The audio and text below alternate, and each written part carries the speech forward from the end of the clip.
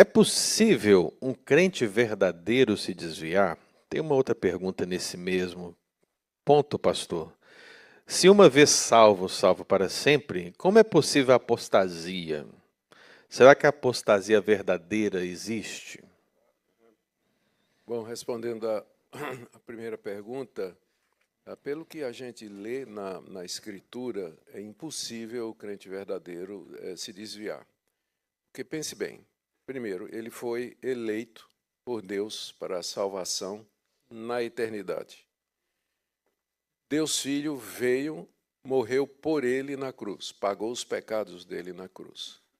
No tempo certo, o Espírito Santo regenerou aquela pessoa, iluminou o coração e selou. Esse é o termo que a Bíblia usa para se referir a essa obra do Espírito Santo. Nós temos o selo do Espírito Santo. E o que Deus, então a salvação do começo ao fim, ela é uma obra de Deus. Então, se houver um crente verdadeiro se desviar, seria dizer que a eleição, a predestinação e o decreto de Deus podem ser anulados pela decisão humana, que Cristo morreu por pecados que serão pagos outra vez. Cristo morreu por ele, os pecados foram pagos, ele se desviou e foi para o inferno. E lá vai pagar de novo, quer dizer, duas vezes, o mesmo pecado pago duas vezes. E a obra do Espírito Santo foi desfeita, o Espírito Santo regenera, dá uma nova vida, a pessoa é uma nova criatura. Jesus chama isso de um novo nascimento. E aí a pessoa desfaz isso, descela a obra do Espírito Santo, desregenera, não faz o menor sentido. Então, a salvação do começo ao fim é obra de Deus. Agora, isso não quer dizer que o crente verdadeiro não possa tropeçar, como Davi e como Moisés, e ter um momento de fraqueza, mas o Espírito Santo vai trazê-lo de volta, vai trazê-lo ao arrependimento, ao reconhecimento do erro, e ele vai perseverar, como está escrito, o justo cai 7 vezes e 7 vezes se levanta, porque o Senhor é quem o levanta. Então, passagens diretas, como Jesus dizendo, ninguém arrebata as ovelhas da mão dele. Início de Filipenses, quando Paulo diz, aquele que começou a boa obra haverá de terminá-la até o dia de Cristo Jesus. E outras passagens com esse mesmo sentido. Então, respondendo à primeira pergunta, não, o crente verdadeiro não se desvia. Apostasia não quer dizer o desvio de um crente verdadeiro, mas de alguém que se apresentava como crente, alguém que frequentava a igreja, alguém que fez profissão de fé, foi batizado, tomava a ceia do Senhor, pode ter até participado de algum ofício, como pastor, presbítero ou diácono, mas não era um crente verdadeiro. Exemplos bíblicos: Judas, 3 anos andando com Cristo, fez todos os milagres que os apóstolos fizeram, expeliu demônios, curou gente, mas não era convertido, não era, e finalmente ele acabou se desviando. Então, a apostasia só existe para o falso crente, porque o verdadeiro crente ele não perde, não se desvia de maneira final e definitiva da palavra de Deus, podendo ter aquelas quedas que eu falei, infelizmente.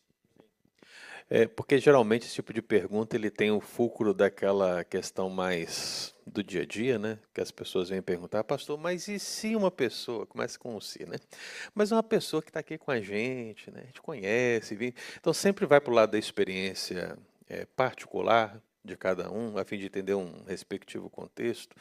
E aí a pessoa fica com dificuldade de entender. Talvez até à luz do texto de Hebreus, né? Quando você fala que foram iluminados, né? É uma passagem assim, bem controversa, né? O que o senhor diria para uma pessoa nesse sentido? Sobre Hebreus, É, está descrevendo a experiência de alguém que chegou muito perto, alguém que participou dos cultos, foi batizado, cantou, sentiu alegria, porque o ser humano, ele é religioso por natureza. Então, mesmo que ele não seja convertido, ele tem emoções religiosas. Então, ele teve lá com aquelas outras pessoas, cantou os mesmos cânticos, ouviu a mesma pregação, participou da ceia do Senhor, sentiu determinadas coisas, entendeu coisas que ele não tinha entendido ainda, mas ele não era regenerado. A gente tem que lembrar, a gente pensa que o ímpio, aquele que não é convertido, ele é ateu. Não, ele não é ateu. Ele crê em alguma coisa. Ele crê num Deus de acordo com a cabeça dele. Nas falsas religiões, as pessoas oram, elas são capazes de fazer sacrifício em nome do Deus que elas cultuam. Então, o ser humano ele é religioso. Nós somos criados, a queda não acabou a imagem e semelhança de Deus nos seres humanos. Então, eles sempre estão procurando alguma coisa, sentindo alguma coisa, experimentando alguma coisa. Então, Hebreus 6, quando diz que aquelas pessoas que foram iluminadas, provaram dos poderes da era vindoura, está descrevendo, aquela descrição bate bem com esse tipo de gente, que frequenta a igreja, tem as experiências, mas não é convertido. É possível isso acontecer. Não é à toa que no fim, muitos dirão, fizemos isso, aquilo, no teu nome, e o Senhor dirá, não vos conheço. Uma segunda pergunta, pastor, é a pergunta do Serginho Trajano, de Framingham. Ele pergunta assim, em segundo livro de Crônicas, quando o rei Josias reforma o templo, é ordenado que a Arca da Aliança retorne às dependências do mesmo. Logo depois disso, no reinado do filho dele, Jerusalém foi tomada por Nabucodonosor. Pode-se dizer que a arca também foi levada para a Babilônia junto com os demais utensílios do templo? E aonde possivelmente estaria a arca hoje? Provavelmente ela foi levada para a Babilônia, junto com os demais utensílios, porque de todos era o mais caro. Era feita de madeira de acácia, com dimensões razoáveis, de um tamanho médio de caixote, por assim dizer, toda coberta de ouro, com 2 serafins de ouro esculpidos sobre a tampa da arca. Era uma obra de arte. Eram 2 querubins. Eu falei o quê?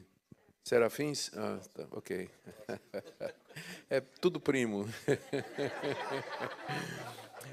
Então, dos utensílios do templo, era com certeza o mais valioso, né? E representava a presença do Deus de Israel. Então, é óbvio que os enviados do rei da Babilônia, quando saquearam o templo, a arca era a joia da coroa, né? Então, foi para a Babilônia e de lá não se tem mais notícia. Quando os judeus voltaram do cativeiro, 70 anos depois, aí eles reconstroem o templo, já não há mais menção da arca. Eles reconstroem o templo, que era o templo de Zorobabel, um templo menor. Tem local para sacrifícios, tem todos os demais utensílios, mas não há mais menção da arca. Não, ela deve ter ficado na Babilônia e perdeu-se, né? Ninguém sabe. Babilônia depois foi dominada pelos medos e persas. Depois veio o Império Grego, depois o Império Domínio Romano. Nessa troca de poder, de saqueamento e tudo, ela deve ter se perdido ou foi destruída. O senhor já viu a teoria da Etiópia? De quem foi parar na Etiópia? Já. Falta evidência, né? O pessoal sim. tem teoria, mas Complicado, né, reverendo? Porque saber mesmo ninguém sabe.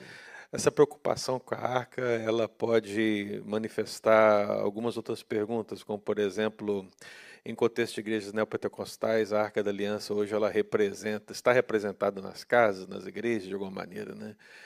O senhor teria uma pequena arca na casa do senhor? Não tenho não. Até que podia ter. Até que podia ter, só para lembrar como era a manifestação da presença de Deus no passado. Sim. Né?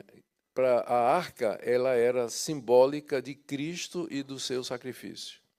A tampa da arca, o nome da tampa da arca era Kaforet, em hebraico, que em grego foi traduzido como hilasterion, e que em português é propiciatório.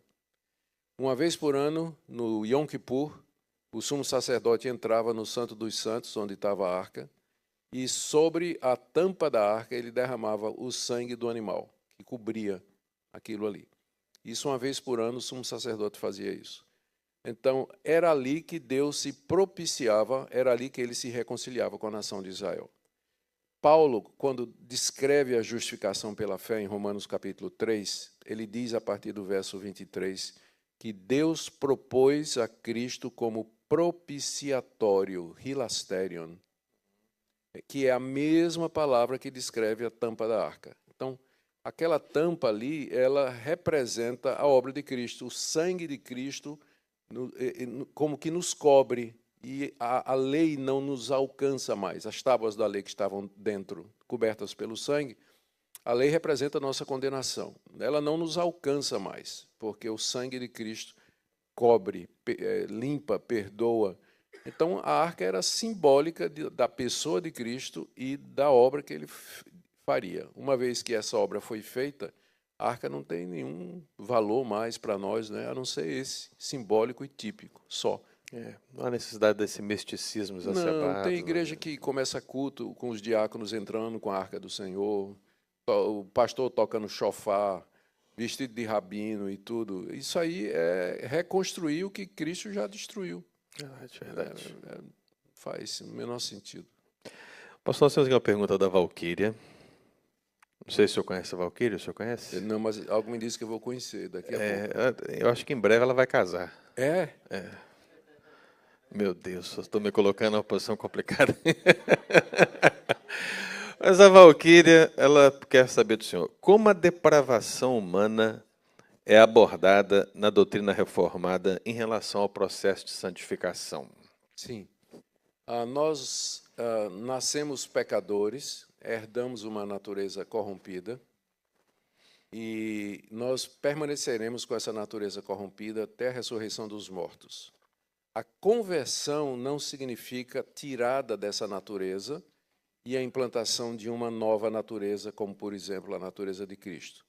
Mas significa que Deus dá um novo princípio de vida, uma nova orientação na nossa vida, que está lado a lado com a depravação do nosso coração. Então, o crente continua tendo um coração depravado, só que há um outro poder operando no coração dele, que é o poder da vida do Cristo ressurreto. E esse poder nos ajuda a mortificar a velha natureza. Está lá em Romanos 8. Pelo Espírito Santo você mortifica as obras da carne. Gálatas capítulo 5, que o Espírito e a carne estão em conflito, mas se nós andarmos pelo Espírito, nós não cumpriremos as obras da carne. E aí vem a descrição do que é. Então, o crente continua sendo capaz de cometer o mal, ele ainda tem uma natureza corrompida, mas prevalece o princípio da vida do Cristo vitorioso, que é o que leva então à santificação. A gente vai aprendendo a mortificar essa velha natureza, a conhecer como é que ela age, dizer não para ela, e a santificação consiste nisso, o fortalecimento dessa nova vida e a diminuição da influência da natureza corrupta nas nossas decisões, ações. Eu não sei se era isso que a Valquíria queria perguntar. Provavelmente, ela disse um aquele, é aquela moça ali ó, na câmera de lá. Tá certo, já percebi. No caso, no caso para essa santificação, pastor, só para a gente acrescentar um pouco mais a pergunta, qual a importância dos meios de graça? Primeiro explicar os meios de graça, né? Deus promete força, paciência, perseverança, consolo para os seus filhos. Só que isso não nos chega de maneira direta, tipo assim, Deus falando diretamente do céu para o nosso coração, ou como se tivesse uma corrente elétrica do trono de Deus para o meu coração, assim, de forma direta, né? Deus estabeleceu alguns instrumentos pelos quais a graça dele nos alcança. Quais são eles? A sua palavra, lida, escrita, pregada, a oração, a ceia do Senhor, o batismo. E alguns acrescentariam ainda a comunhão dos santos, quando nós estamos juntos para cultuar a Deus. Então, quando nós usamos estes meios, através deles, Deus confere graça. Deus traz santificação, conforto, orientação, luz, iluminação, tudo que a gente precisa para viver a vida cristã. Por isso que é importante que o crente não negligencie os meios de graça. O crente que deixa de vir para a igreja, deixa de ler a Bíblia, deixa de orar, ele está se privando dos meios pelos quais Deus promete santificar, abençoar, edificar, iluminar e assim por diante. Então, quando a gente insiste com a igreja que venha para os cultos, Não é porque a gente quer ver, pelo menos o pastor sincero, creio que é o pensamento dele, não é porque ele quer ver a igreja lotada, é porque ele sabe que é através desses meios que o povo que Deus lhe confiou para pastorear vai crescer. É por isso que a gente se prepara para pregar, para trazer a verdadeira palavra. As orações, elas têm que ser feitas da maneira correta. Os cânticos, que alguns interpretam também como meio de graça, porque é uma forma da palavra, né? É a palavra, mas só que cantada. Os cânticos, eles têm que ser bíblicos para poder transmitir graça. Então, no dia a dia, o crente tira tempo para ler a Bíblia em casa, orar com sua família. Então, Deus nos abençoa através desses meios. Então, é tentar a Deus, você não usar nenhum desses meios e esperar vencer o pecado, se santificar, chegar mais próximo de Deus, né? Não vai acontecer, né? Deus estabeleceu esses meios como sendo o canal pelo qual Ele vai nos atender nessas nossas necessidades. Graças a Deus. Pergunta agora, pastor, mais tranquila para a gente. Finalmente. Quem são os 4 cavaleiros do Apocalipse? Os 4 cavaleiros do Apocalipse. Eu vou ver se eu lembro do nome deles. Richard Dawkins. Estão indo, mas é o nome deles. No Richard caso Dawkins, do livro de Apocalipse, né? Christopher, esqueci o nome dele. Hitchens. Hitchens, Tem Dawkins. tem um Dawkins, o Hitchens, que morreu. Ele disse, inclusive, que ele morreu de câncer na cabeça, né? Ele disse que se ele começasse perto da morte a dizer que cria em Deus, é porque ele estava ficando doido. Era desse tipo, né, esse ateu. Nossa, pai. São 4 ateus mais famosos. Eu esqueci o nome dos outros 2. O outro é um médico inglês, e o outro é um filósofo. Yes, thank you. Mas você está falando de Apocalipse, né? Pastor. Eu não sei se eu lembro lá a ordem, mas são os 4 cavaleiros do Apocalipse: o cavalo branco, o amarelo, o preto E o vermelho. e o vermelho. Isso. Eles representam guerra, peste, fome e o branco é Cristo, provavelmente. Então, nessa sequência, Cristo ressuscita e aí vem a sequência histórica. O que é que eles representam? Cristo vence, é o cavaleiro branco que sai vencendo e para vencer. E ele disse que até a segunda vinda dele, sinais haveriam de acontecer. Morte, peste, guerra, perseguição, que são os outros 3 cavaleiros. E termina com a vinda do Senhor Jesus. Então, esses 4 cavaleiros representam aquilo que Jesus falou no sermão escatológico. Depois da ressurreição dele, haveriam guerras, rumores de guerra, peste, morte, todo tipo de desgraça no mundo, até que ele viesse uma segunda vez e destruísse finalmente a morte. Então, é isso que esses cavaleiros representam. Porque são tantas teorias, né, pastor? O senhor mesmo deu uma aqui agora, né? Aplicou e é a verdade. Eu sou amilenista e essa é uma interpretação. Eu sou amilenista preterista parcial. Todo mundo sabe o que é isso. Escatologicamente. Então, com certeza. Então, é minha posição. Que eu acho que é a posição da maioria dos pastores reformados. Devia ser, né? Se não fosse, deveria ser. Muito bem, pastor. Vamos então piorar um pouquinho, né? A dupla predestinação é bíblica? Pergunta da Martinha. Martinha. Aí tem que explicar, porque predestinação já é difícil. Falar da dupla aí que fica... Vamos explicar o que é. A dupla predestinação é a teoria de que é o entendimento de que Deus, na eternidade, ele primeiro predestinou alguns para a salvação e predestinou outros para a condenação.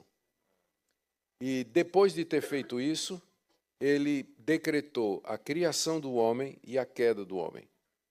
E decretou a vinda de Cristo para a salvação. Então, a sequência teria sido essa. Ele decretou alguns para a salvação, decretou outros para a condenação, decretou a criação do homem, a queda do homem e a vinda de Cristo. Então, isso é chamado de dupla predestinação porque é tanto para a salvação como para a condenação e acontece antes da queda. A queda foi decretada como uma maneira pela qual Deus haveria de cumprir o decreto anterior da condenação. Então, não são todos os teólogos calvinistas que vão por essa linha, porque seria severa demais. A outra opção é que Deus predestinou para a salvação. Primeiro, Deus predestinou os que Ele quis para a salvação.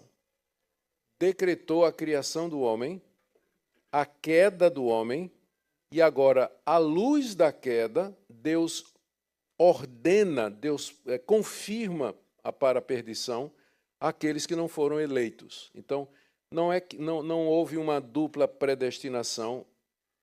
Deixa eu ver se eu coloco de outra maneira. Os que são salvos, nessa perspectiva, eles são salvos porque foram graciosamente eleitos por Deus. Os que se perdem por causa dos seus próprios pecados. Então, Deus é o responsável pela salvação, mas não pela condenação do homem. Na dupla predestinação, quem vai para o céu é porque Deus elegeu, e quem vai para o inferno é porque Deus predestinou para o inferno.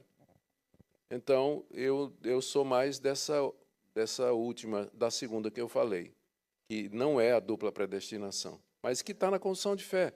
Ele, inclusive, usa os termos, né? Deus determinou, Deus predestinou para a salvação e pré-ordenou, já usa outro verbo, para a condenação, para dizer que há uma diferença aí. É aí que alguns irmãos gostam de brincar quando vai falar de teologia, né? E vai usar um termo difícil, não nada como amilenista preterista literal, mas mais no sentido, eu sou infralapsariano, eu sou supralapsariano. Isso. A gente fica brincando sem saber o que é isso, só acabou explicando as duas, só pode só apontar para a igreja o que é uma e outra. Isso. Bom, eu sou amilenista preterista parcial infralapsariano. Agora ficou melhor. Ficou claro, né? Todo mundo agora. Infralapsariano e supralapsariano são termos usados na teologia para indicar a sequência lógica dos passos da salvação na cabeça de Deus. Veja a pretensão, né? Veja a arrogância. Nossa. Mas é isso que o teólogo faz. Ele tenta, às vezes, tenta sintetizar aquilo que a Bíblia diz de uma maneira didática, né, para ajudar a gente a compreender. Então, a posição supralapsariana, ela diz assim, é a sequência, não pense historicamente, pensa na lógica, os passos lógicos na cabeça de Deus. Deus, primeiro, decretou a salvação e a condenação, depois decretou a criação do homem, decretou a queda e a redenção mediante Jesus. Então, nessa perspectiva, a predestinação vem antes da queda, daí o nome supra-lapsariano, lapso queda, e o supra seria acima ou antes. Então, o supra-lapsariano acredita que a predestinação aconteceu na sequência lógica antes da queda. O infralapsariano é o contrário. Ele diz que a predestinação acontece depois da queda. Deus primeiro decretou a criação do homem, decretou a queda, e em seguida ele decretou salvar aqueles que ele quis e pré-ordenou os outros para a condenação pelos seus próprios pecados. Então, a maioria dos teólogos reformados são infralapsarianos, porque eu creio que faz mais justiça. Agora, essa é a sequência lógica, não é a sequência histórica, tá? Historicamente, a sequência é diferente, mas na lógica de Deus teria sido isso. E a gente fala disso com muito temor, porque quem conheceu a mente do Senhor? Pergunta Paulo lá em Romanos 11, não é? Então, a gente entra nesse terreno tirando as sandálias dos pés, porque é terra santa. Tem que ter muito cuidado quando a gente procura entender essas coisas. Eu também sou infra, reverendo. Concordo com o senhor. Eu gosto de você cada vez mais. Mas uma pergunta para o senhor, só para a gente ter uma ideia, não sei se o senhor lembra, O senhor já falou que a maioria dos teólogos reformados são infralapsarianos, mas o senhor lembra de alguém que é um teólogo assim de renome que seria supralapsariano? Não, assim de cabeça não. Que eu também não. Talvez o John MacArthur, talvez ele fosse. Uhum. Mas eu não posso afirmar com certeza. É. Não, assim de cabeça não. Só para a gente ter uma ideia na cabeça que isso dentro do movimento Você vai reformado, encontrar né? gente boa, muito teólogo bom, com posição diferente de um lado do outro aí. Porque é um assunto de, como eu disse, é um assunto difícil, né? Não tem. Por exemplo, tem dúvida até o dia de hoje qual era a posição de João Calvino sobre isso. Uhum. Alguns acham que era dupla predestinação, outros acham que não era. Alguns acham que Calvino não era definido sobre esse assunto, porque às vezes ele fala como se fosse infra e às vezes ele fala como se fosse supra, dependendo. Que a obra dele é vasta, né? Ele escreveu muita coisa durante muitos anos.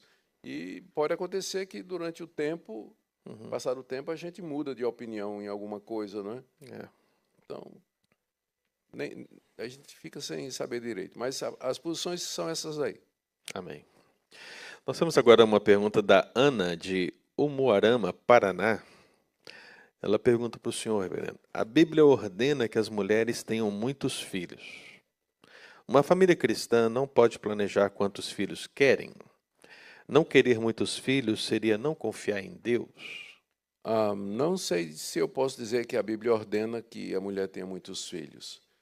A Bíblia vê como uma bênção muitos filhos, mas não vejo como uma determinação. Uhum. Se por um lado você tem passagens bíblicas que vão dizer que filhos são realmente uma bênção da parte de Deus, por outra você vai ter passagens que vão dizer que nós temos que ser bons mordomos do nosso tempo, nós temos que usar bem os recursos financeiros.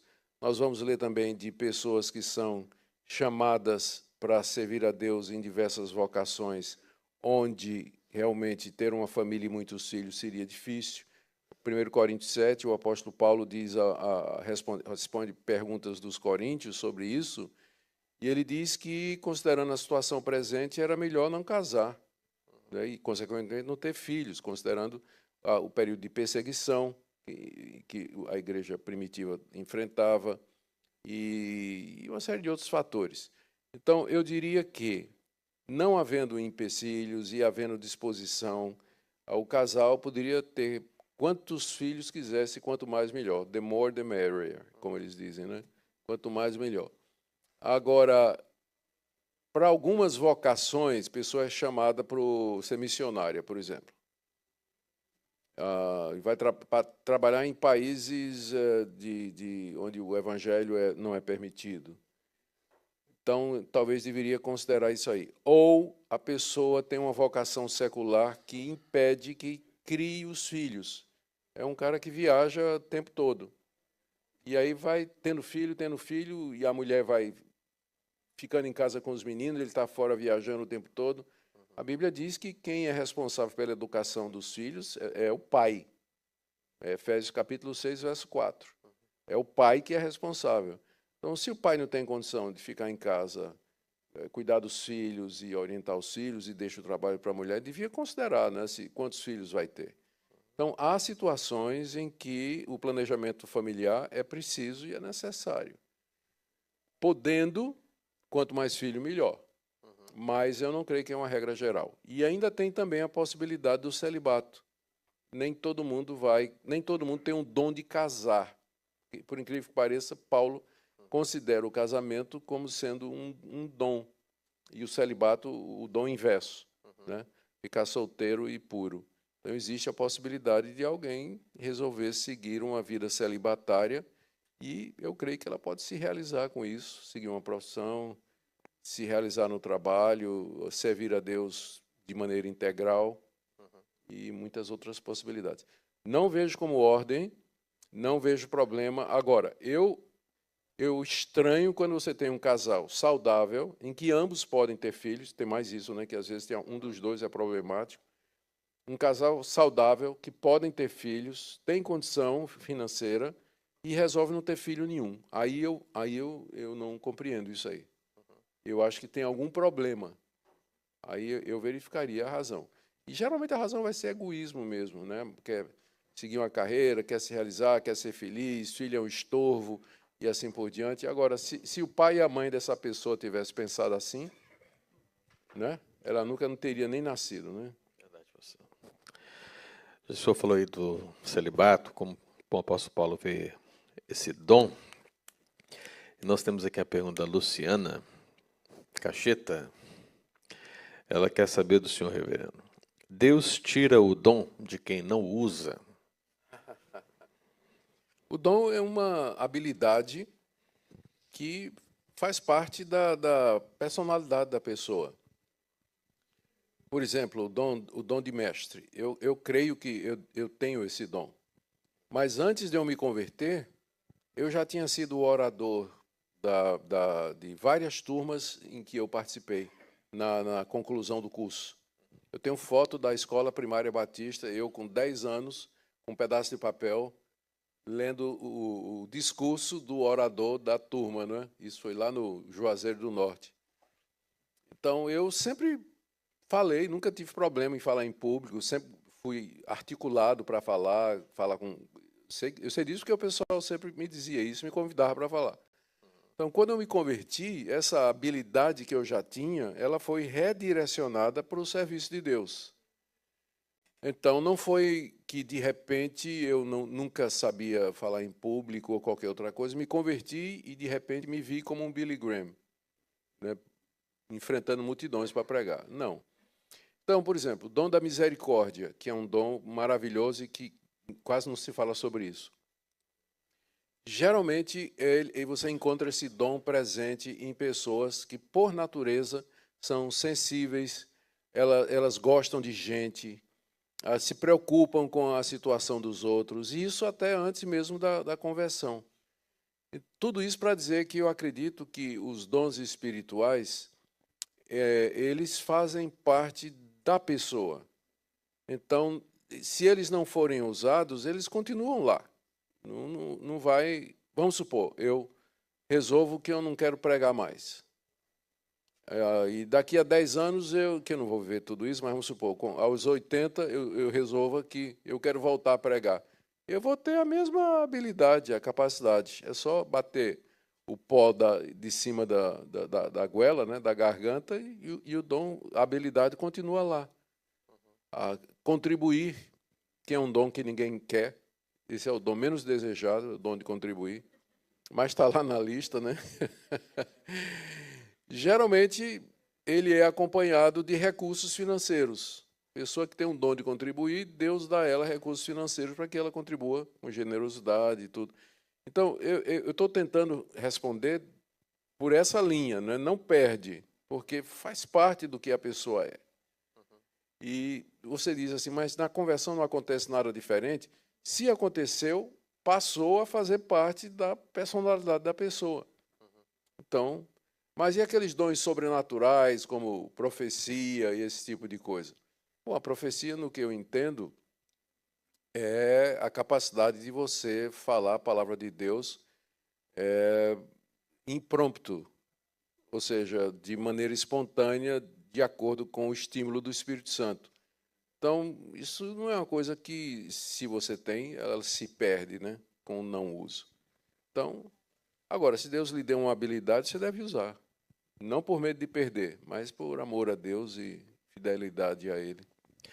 Eu não sei se a pergunta do Luciano tem a ver com isso, mas geralmente não. É comum a gente ouvir isso aí por aí. A confusão, talvez ela possa ocorrer devido à palavra dom ou talento na Bíblia ser usado também para uma moeda. E dentro de um contexto de parábola, na moeda, a parábola dos talentos, né?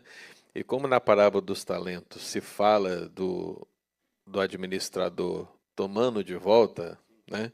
Talvez cria no imaginário, né, que Deus possa tirar o dom, né? Seria uma interpretação dentro da parábola que aquilo que Deus dá, se você não usa, Ele será ele tirado, pode né? remover. Eu estou aqui conjecturando dentro daquilo que eu Não, já ouvi, sabe? imagino que é isso aí. Agora, você tem que lembrar o seguinte, pastor, quando a gente vai analisar o gênero literário, parábola, Parábola é uma história real ou imaginária que Jesus usava para ensinar ou destacar um ponto doutrinário.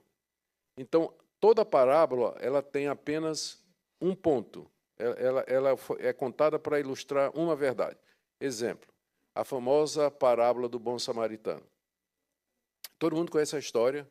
Um judeu descia de Jerusalém para Samaria. No caminho ele foi assaltado, ficou à beira da estrada, semi-morto. Passa um sacerdote e um levita que não dão bola. Vem um samaritano. O judeu e o samaritano não se falavam, eram inimigos, mas o samaritano vê aquela situação do judeu, coloca óleo nas feridas, coloca em cima do jumento, leva para a estalagem, deixa ele lá,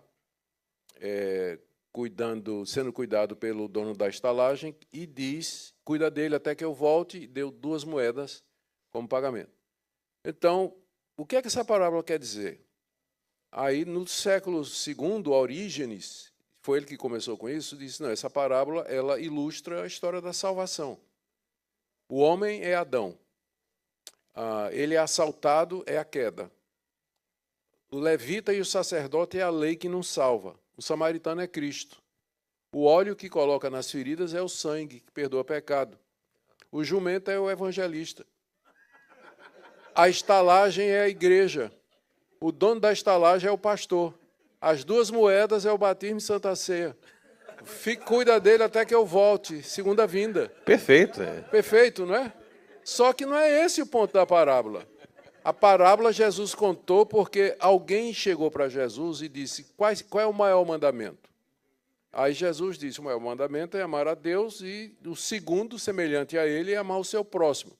Aí o cara que tinha querido pegar Jesus, né, numa pegadinha, ele ficou sem ter o que dizer e perguntou, mas quem é meu próximo? Aí Jesus contou essa história. Então, o ponto da história é esse, que o próximo é aquele que precisa de mim, mesmo que seja o meu inimigo. É só isso que a parábola quer dizer. Então, o resto é interpretação gratuita. Então, agora voltando para o nosso ponto. A parábola dos talentos, se você for interpretar, você tem que ver qual é o ponto dela. O ponto dela é que você tem que ser fiel e servir a Deus de acordo com a habilidade e capacidade daquilo que Deus lhe deu. É esse o ponto, nada mais. Isso de que vai ser tirado e tudo mais é detalhe da parábola para tornar a história completa, coerente. É um artifício literário, não tem significado isso aí. Como também os outros pontos lá da parábola do bom samaritano não tinham, né? Mas tinha a ideia central. Os detalhes tão pequenos, né, velho? O pessoal fica brigando mais por isso, né? Eu quis nesse mesmo. Foste tu? Eu não ia falar nada, mas você deixou o celular ligado. Bom, estamos indo para a última pergunta, pastor. Como de costume, você sabe que a última pergunta, são várias perguntas, né? Essa é a parte mais difícil. Trata-se daquela questão mais de cunho pessoal, para a gente ter aqui um corte legal, né? Vamos lá. Então, a primeira é a seguinte, pastor. Considerando que o senhor já é um pastor bem experimentado e já pregou Você muito... Você quer dizer velho, né? Eu sou o que disse. Tu disseste, né? Mas assim, o senhor já é um pastor bem velho, né? E já pregou muito, eu também, na minha juventude, já preguei algumas vezes, e é comum, tanto o velho como o novo, pregar o mesmo sermão várias vezes, né? Isso é comum. A gente faz isso, né? Agora, a grande pergunta, pastor, depois de tanto tempo, qual foi o sermão que o senhor mais pregou? Efésios capítulo 1. Você lembra o tema, né? Sim, é a história da salvação. Deus planejou, o Filho executou e o Espírito Santo aplica. O senhor não pregou esse bem aqui ainda não. Já. Não preguei ainda não? Não. Ótimo, é bom lembrar. Fica a oportunidade. Nós temos a segunda pergunta, pastor. Um livro de ficção preferido?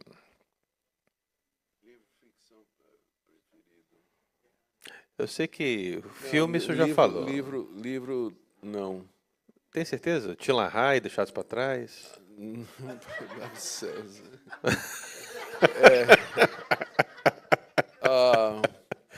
Livro de ficção predileto. Na verdade, não era filme de ficção, mas as obras de Arthur Conan Doyle a respeito de um detetive chamado Sherlock Holmes, eu li e reli durante minha juventude, depois de velho já também. Seria o que eu apontaria. E, junto com isso, o ficção Agatha Christie, né, que vai nessa linha também. Então, é o que eu leria, apesar que hoje em dia minha leitura ficou mais resumida, mais ao meu trabalho, do que eu preciso saber. Sim, sim, sim. Então, Ler ficção é realmente difícil, né, pastor? Terceiro, um conselho aos jovens teólogos. Tem agora muitos seminaristas aí nessa nova realidade, inteligência artificial. Coloca lá, me dê um sermão para domingo à noite na igreja presbiteriana. Pensando nesse contexto, Verão. interessante que eu e o Kingsley, a gente vinha no carro e eu disse ao chat GPT, né, se prepara uma liturgia para o Salmo 88, que é o que eu vou pregar lá em Fall Rivers. Olha aí, ó. Tá Aí vendo? deu na hora lá, não foi não? Perfeito. Até o Kingsley gostou. Eu disse Você a tá ele, isso aí vendo? significa a perda do teu emprego e do meu. Com certeza. Vamos ser Não sei se o dispensados senhor em viu que breve. agora ela tá conversando, né? Daqui a pouco a gente Sim, se coloca ligar aqui, ela aqui. fica batendo papo com a gente Só aqui. Jesus na causa. Só Jesus na causa. E a pergunta qual foi? Um conselho aos jovens teólogos, Sim. Helena. Tá. Pensar, isso é um erro que a gente comete, pensar que existe algo novo debaixo do sol e que, portanto, a nossa geração é uma geração mais iluminada do que as gerações anteriores. Então, essa é uma arrogância de todo novo teólogo, ele achar que as teorias modernas que estão acontecendo, elas representam alguma coisa nova. Na verdade, eu acredito que existe quase nada que possa ser produzido em teologia que seja novo. Eu creio que já no século II, III, os concílios, chamados ecumênicos, eles fecharam o limite daquilo que a gente devia crer e trataram de diversos problemas. Aparece coisa nova, como, por exemplo, a questão do aborto, a tecnologia, inteligência artificial, inseminação artificial, que a gente não tem nada definido na Bíblia, mas que tem princípios que vão orientar. Então, eu vou dar uma ideia. Eu encontro o pessoal, de vez em quando alguém chega para mim e diz, rapaz, você conhece a nova perspectiva sobre Paulo? Já leu N.T. Wright, que é a moda, quer dizer, que é um negócio assim fabuloso. Eu tive um curso em Westminster, quando eu estudei, estava fazendo meu doutorado, em 92. Meu professor estava trazendo essa teoria. Na época não era o N.T. Wright, mas era o E.P. Sanders, era o Kimmel, eram outros teólogos que vieram em cima de quem o N.T. Wright montou para popularizar a ideia. E que é uma ideia que não é nem original desse pessoal, volta na Idade Média, onde você encontra teólogos católicos revendo, como eu estou querendo, Maimônides, por exemplo, era um teólogo judeu que tinha uma leitura do Antigo Testamento bem diferente da leitura tradicional rabínica, que serviu de base para o pessoal rever como é que era o judaísmo na época de Jesus, para poder, então, ter uma nova perspectiva sobre Paulo. Então, o teólogo novinho, né, ele diz, rapaz, que coisa maravilhosa. Que nada, não tem nada novo debaixo do sol, isso já foi discutido antes. Então, eu acho que ele devia focar em teologia bíblica e em história das doutrinas, porque isso ajuda a gente a perder a arrogância, manter a gente humilde, saber que antes de nós, outros já tinham pensado isso e já tinham discutido isso aí. Então, eu concentraria em teologia bíblica e em história das doutrinas ou história da igreja, que dá uma balanceada muito, muito boa na formação teológica para hoje. Amém, pastor. Uma qualidade admirável que o senhor, assim, que salta aos olhos do senhor quando o senhor está conhecendo alguém, conversando com alguém, uma qualidade admirável. Inteligência, um senso de humor inteligente. Eu adoro estar com pessoas assim, que têm senso de humor e são finamente irônicas e bem inteligentes com senso de humor. Quando o senhor faz aquela piada, a igreja não entende, Não é entende, porque não captou, né? Não a tem igreja não esse captou. senso de inteligência, não tem. É horroroso. A minha esposa Você conta uma piada, né? Você espera que a igreja ria e silêncio profundo, né? eles não estão na mesma... Não, na mesma vibe, né? Como ele diz, não tá. A minha esposa fala assim, piada que você tem que explicar não é piada. Não. Pastor, uma tradução bíblica que o senhor recomenda? De repente, uma em inglês e uma em português, né? Inglês ESV, English Standard Version. E em português eu estou entre a NAA, que é a nova versão da Almeida, que atualizou o vocabulário, optou por algumas questões manuscritológicas complexas e conseguiu fazer uma tradução que, ao mesmo tempo, tem uma linguagem majestosa, erudita, mas ao alcance do nosso povo, ao alcance do público em geral. Então, eu gosto dela, e é a minha Bíblia de estudo e de pregação, a NAA. Mas eu recomendo também a NVT, que é menos conhecida, Nova Versão Transformadora. Ela foi publicada pela Mundo Cristão e é fantástica, concisa, breve, direta. Do que eu tenho lido até agora, eu tenho apreciado. Eu li a Bíblia toda na NVT, pelo menos uma vez, e foi muito proveitoso para mim. Eu creio que foi 2 vezes, fazendo um plano de leitura, né? E foi muito bom. Gostei demais do que eu li. Eu tenho visto o senhor citar a NVT, eu tenho lido também a NVT, às vezes o senhor pode até me ajudar. Às vezes me parece que a NVT ela quer ser uma linguagem de hoje melhorada, eu não sei se eu estou certo. E consegue ser. É isso. Consegue ser. A gente tem que, talvez ajude, não sei se a gente tem tempo para mais uma explicação, para ajudar o pessoal a entender como é que funciona esse negócio de tradução. Basicamente, existem dois métodos de tradução. Um é chamado equivalência formal e o outro é equivalência dinâmica. Na equivalência formal, quando esse método é usado, por exemplo, pela Sociedade Bíblica do Brasil, ela pega o texto hebraico, está traduzindo o Antigo Testamento, e procura acha uma palavra e qual é formalmente a palavra que corresponde em português. E aí ela traduz quase que literalmente. Então, essa é a equivalência formal. Exemplo de equivalência formal. Almeida corrigida, aquela antiga Almeida. A Almeida fiel.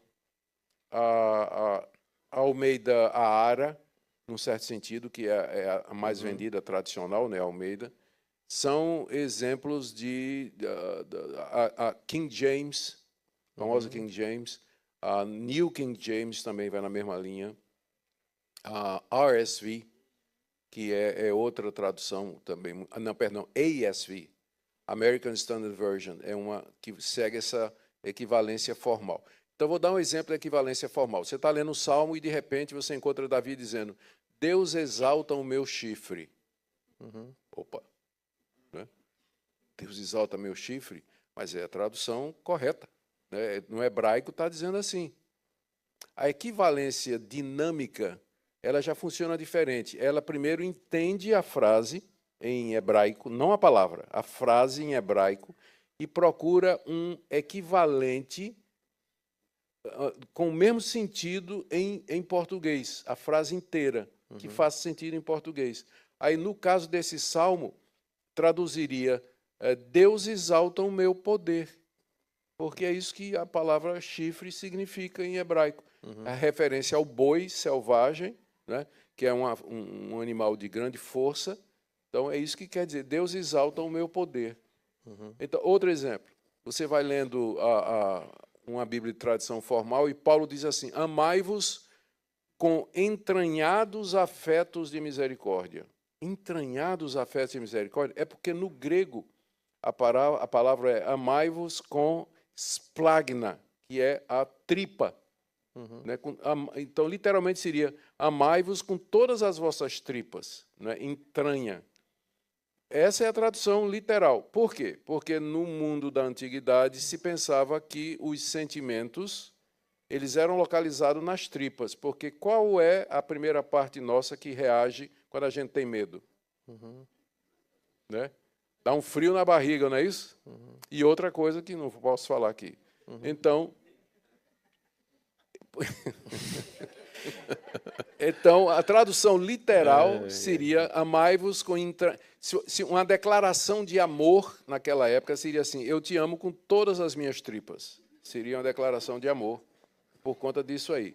Aí a tradução equivalência dinâmica, ela entendeu o significado e já traduz: amai-vos de todo o coração.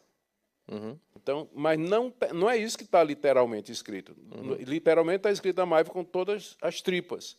Mas isso significa, em português moderno, amai-vos de todo o vosso coração. Então, essas traduções mais modernas, elas são equivalência dinâmica. NVT, NVI, a NAA já agora ela já vai um pouquinho para esse lado também. A nova versão, a NTLH, que aí já abusa disso aí, e já seria um exemplo extremo.